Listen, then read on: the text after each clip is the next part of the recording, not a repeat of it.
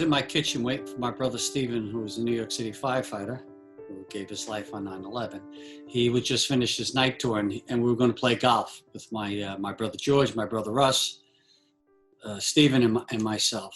And while he was on his way home, he heard that the tower was hit. So he turned his truck around. He called his wife.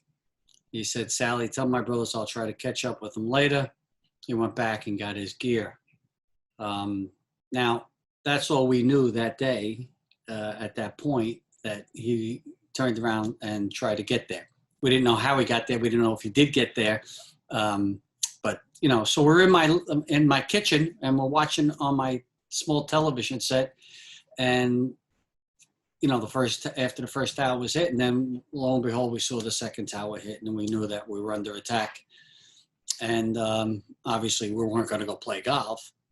And my brother Russ went down to my sister-in-law's house, you know, Stephen's wife's house. I stayed home. My brother George went up to his place of business, which was literally right up the block, just to get things going there. And within a short period of time, we realized how bad this was. And we all decided to come to my house. So what the problem is that what happened was that when the first tower came down, I remember turning to my mother-in-law, whose name was Nancy, and I said, "Nancy, I think I just lost my brother." Once again, not knowing that he had gotten there, or how he got there, just knowing his mindset, I knew that he somehow or another figured it out and he would be there. So we started one by one, my siblings. I have 3 sisters and the three brothers here. We started to come to my house, and my brother Russ came back from my sister-in-law's, and my sister Mary, who was working in a hospital, ended up getting over the Bayonne Bridge to the house. I had to get a police escort back to my house. My sister Gina, who was living on Staten Island, came to my house. My brother George, of course, who was in my kitchen earlier that day, came back to my house. And we were sitting there, and we knew it wasn't good because, you know, Stephen, we figured would have a cell phone, and I kept on calling his cell phone saying, saying, "Hey, Steve, call, check in," and he wasn't doing that. So we had a phone call from a friend of ours, a firefighter, and he called me up. He said, "Frank, it's really bad down here." I said, "Yeah, I know, Rich, And he goes, "No, it's really, really bad." I said, "I know." And he goes, "No, you're not listening to me. Stephen's on a list of firefighters who are missing, and all firefighters, anyone that was here that is on that list, are not coming home." So, of course, my heart dropped, kind of what I felt already earlier in the day.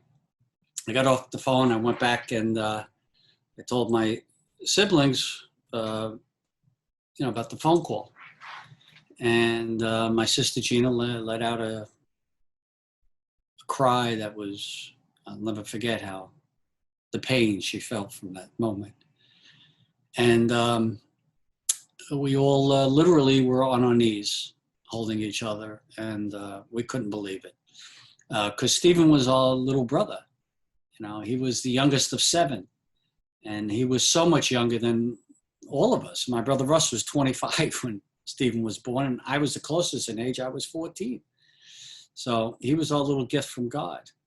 And my parents died when he was little. My father died when he was 8.5, and my mother died a little over a year later. So he was just like 10 years old, and he was literally orphaned.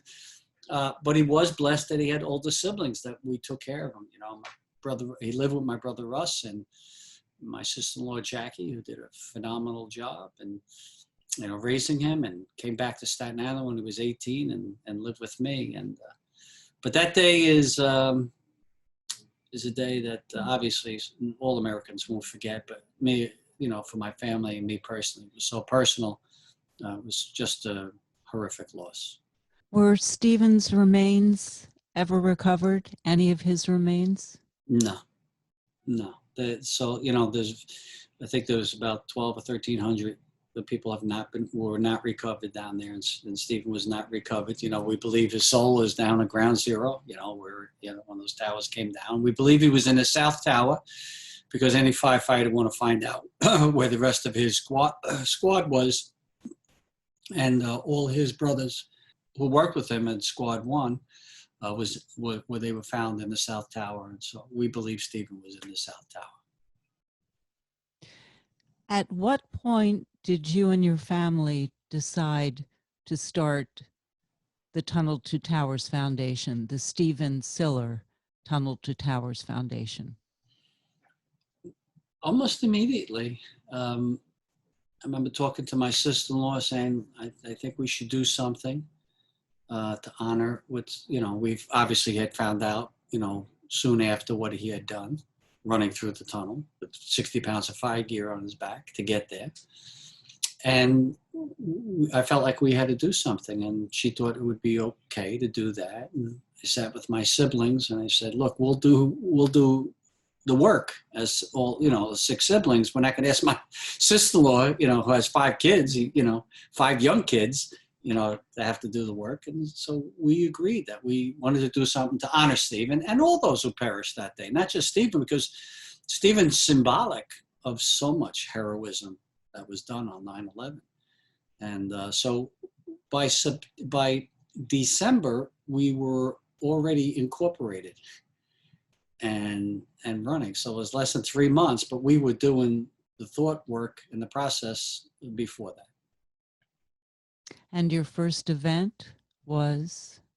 Our first event was the run. The first on September 29th, 2002.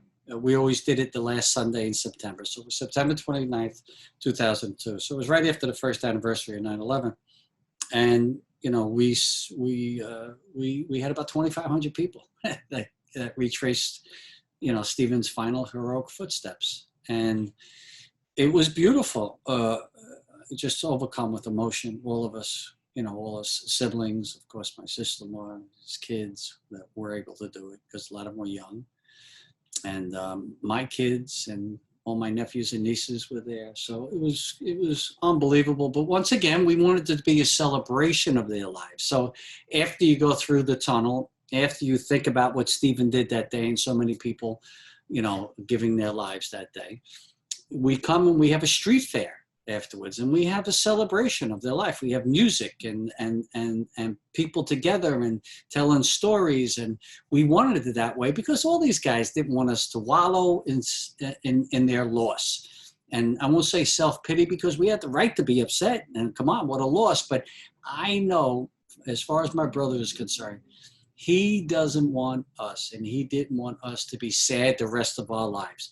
So I personally made a conscious decision that that's the avenue that we would take.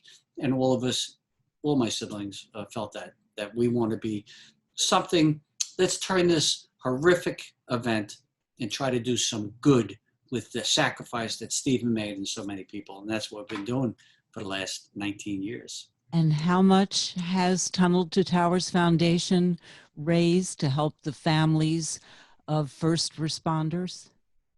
Well, we're so proud of this number. It'll be over $250 million that we have raised. We have built over 100 smart homes for our country's most catastrophically injured service members, because we know that they went to war because of what happened on 9/11, and these guys are surviving on the battlefield because of modern medicine, and they're coming back with these injuries, horrific injuries that they might not have survived in other wars. Certainly, there's 5 quadruple amputees. They would have never survived any war, but they did. And so we saw a tremendous need to build these smart homes that give them back their independence. So we built over 100 of them, and with Gold Star families, hundreds of mortgages or houses we built for them, and of course for our first responders, police officers, and firefighters who die in the line of duty, who leave young kids behind. That is one of the most important things to us, to make sure we help these families that sacrifice so much when they lose their loved ones. And we've paid off and done so many mortgages. So we're proud of the work that we're doing. And we're talking all over the country, not just the New York City area. And I want those of you listening to understand that when we're talking about paying off these mortgages, it's not years later. It's not months later. It's not even weeks later. It's days later. I have never seen an organization like the Stephen Siller Tunnel to Towers Foundation. One thing I didn't ask you, Frank, did you or your siblings spend any time at Ground Zero in the days after? Because so many people were there trying to find their loved ones. I did, yes. I was there looking for my brother. I was digging for him with other firefighters. I won't tell you, I didn't find Stephen, obviously, we didn't recover him, but I was part of recoveries, finding other people. I won't tell you how sad it was and the parts that I found, but it's embedded in my mind forever. And yes, so I guess I was there. And how is your health? My health is fine. That's a miracle right there. Anything else you'd like to add? No, it's just that, our work is not done. Our work is not done. Our police officers are, we have to make sure that we take care of the families, of that are left behind after their great sacrifice, whether it be police officers or firefighters or men and women in uniform. We have a long road ahead of us, and we just need all the help that we could possibly get. So we only could take care of the greatness of America through the goodness of America. And America is so good, but we better take care of these people who are willing to die for you and me, Shelli. Amen. Amen. Thank you so much. New York's classic rock, Q1043.